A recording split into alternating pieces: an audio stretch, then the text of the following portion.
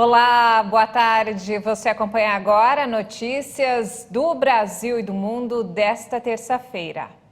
Eu começo essa edição com as manchetes dos sites dos principais jornais do país. Na Folha de São Paulo, dependentes químicos assumiram tráfico na Cracolândia antes de migração. São Paulo anuncia bônus para policiais em novo aceno para a segurança. E agora o Estadão, promotoria procura 29 em operação contra bingos ligados a acusado de matar Marielle e encontra sacos de dinheiro.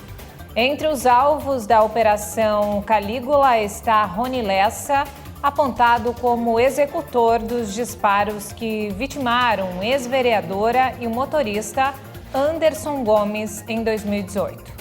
Em um dos 119 endereços vasculhados, agentes apreenderam cerca de 2 milhões em dinheiro vivo.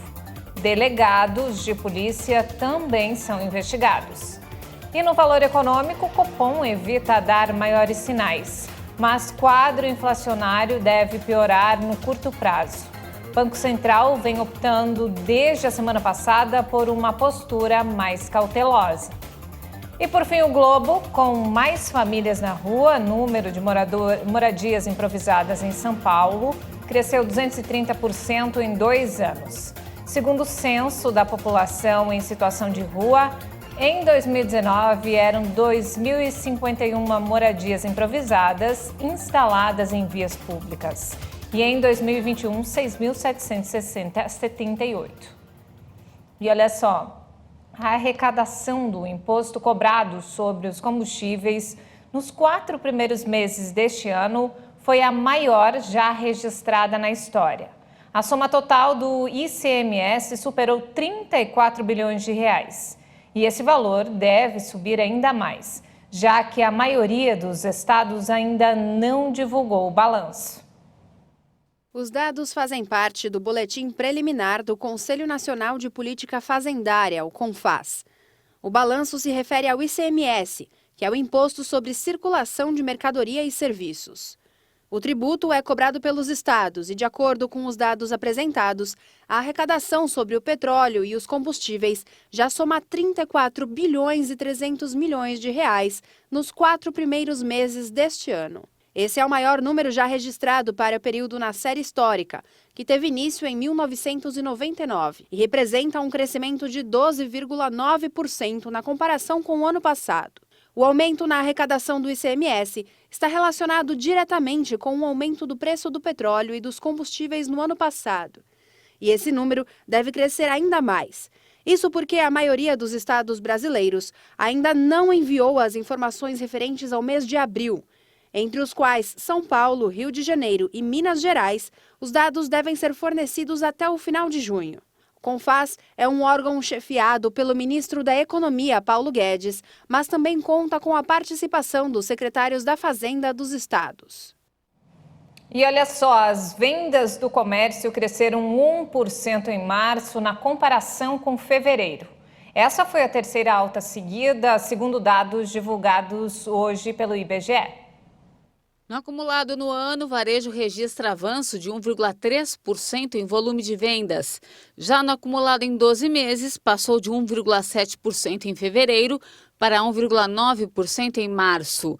Com a nova alta seguida, o setor está 2,6% acima do patamar pré-pandemia, mas ainda 3,5% abaixo do pico da série, registrado em outubro de 2020. O resultado veio acima do esperado.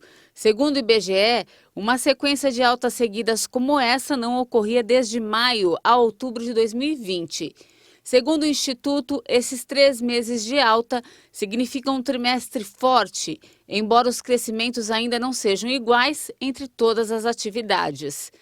Regionalmente, as vendas cresceram em 19 das 27 unidades da federação, com destaque para Goiás, Roraima e Pernambuco.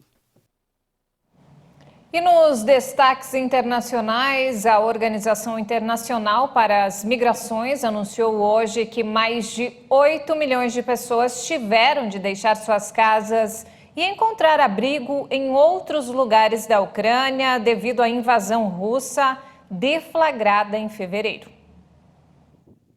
Os números foram anunciados nesta terça-feira pela Organização Internacional para as Migrações. Além dos deslocados internos, 5.900.000 ucranianos fugiram do país desde a invasão russa em 24 de fevereiro.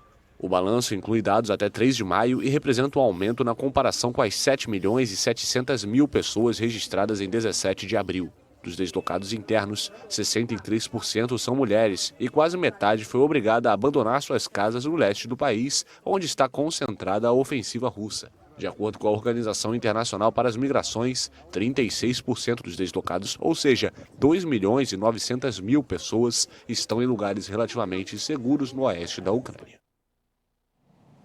E ainda falando sobre o assunto, os ucranianos tentam voltar à vida normal, mesmo ainda sob os bombardeios russos em partes do país.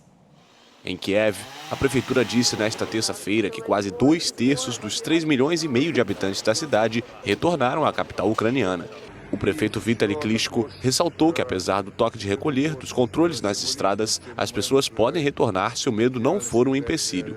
A autoridade até agora havia pedido aos habitantes que tivessem paciência antes de voltar. Klitschko destacou que não pode proibir que os moradores de Kiev retornem à capital, mas pediu cautela. No dia 10 de março, 2 semanas após o início da invasão russa, o prefeito de Kiev informou que metade da população da cidade havia fugido e que pouco menos de 2 milhões de pessoas permaneciam na cidade. As sanções internacionais começam a surtir efeito na indústria bélica russa, que está com dificuldades para repor os mísseis que seu exército utiliza na Ucrânia. A afirmação foi feita por um funcionário do Pentágono. A Rússia já lançou tantos mísseis contra a Ucrânia que ficou com falta de armamentos guiados de precisão e tem problemas para restituí-los, declarou à imprensa o funcionário que pediu anonimato. Acreditamos que as sanções e restrições à exportação, especialmente de componentes eletrônicos, tiveram um efeito na base industrial da defesa russa, acrescentou a fonte. Por isso, lançam sobre grandes cidades como Mariupol e Kharkiv bombas não guiadas que não distinguem entre alvos militares e prédios de apartamentos, explicou. Além disso, as forças russas seguem tendo problemas de fornecimento e disciplina, inclusive entre os oficiais, que se negam a obedecer às ordens e avançar, ressaltou a fonte. E antes de encerrar, olha só, a Blue Origin, empresa de turismo espacial do bilionário Jeff Bezos, informou que um brasileiro estará em sua próxima missão, ainda sem data definida. Ele será o segundo brasileiro a ir ao espaço depois de Marcos Pontes. O mineiro Vitor Espanha, um engenheiro de produção de 28 anos, foi confirmado no grupo e será o primeiro criptonauta da história. Isso porque o jovem conseguiu um lugar no voo com a ajuda da Crypto Space Agency, uma aliança que tem como objetivo aliar a tecnologia da indústria espacial ao poder financeiro dos mercados de criptomoedas para impulsionar a inovação. Espanha comprou um token não fungível, o chamado NFT, pensando na valorização potencial, e acabou sorteado para ser parte da tripulação. Segundo o comunicado da Blue Origin, a data do voo será anunciada em breve. Até o momento, apenas o então astronauta Marcos Pontes, em 2006, foi o único brasileiro a viajar ao espaço. A Blue Origin já levou 20 pessoas acima da linha de Kármán, que marca o início do espaço, segundo a Convenção Internacional, a 100 km de altitude.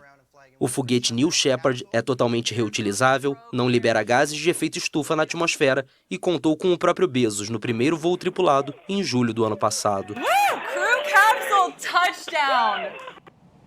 E não temos mais tempo, essa edição fica por aqui. Eu volto logo mais no Jornal das 18h30 ao lado de Maria Alice Dias com outras informações. Obrigada pela companhia e até já!